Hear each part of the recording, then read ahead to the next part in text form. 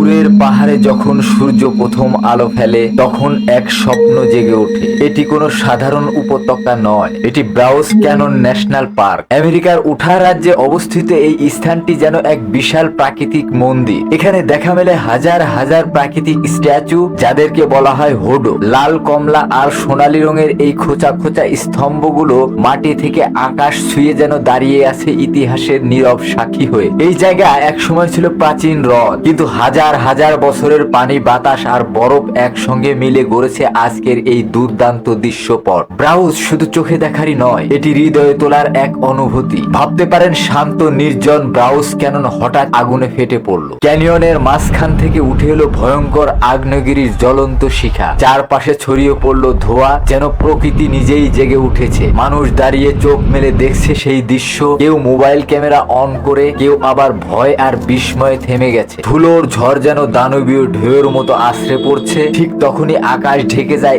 Starling পাখির ঝাঁকে। তারা এমন নিখুঁত স্পাইরাল আকারে ঘুরছে, মনে হচ্ছে কেউ যেন আকাশে তুলির আঁচড়ে লিখে দিচ্ছে এক রহস্যময় বার্তা। এটাই হচ্ছে ডিজিটাল যুগের ব্রাউজ ক্যানন, যেখানে প্রকৃতি আর কল্পনার মধ্যে থাকা দেয়ালটাকে ভেঙে ফেলেছে এআই আর কল্পনা শক্তি। তুমি যদি প্রকৃতির হাতে গড়া ভাস্কর্য দেখতে চাও, তবে ব্রাউজ ক্যাননই হতে পারে তোমার পরবর্তী গন্তব্য। খোদা হাফেজ।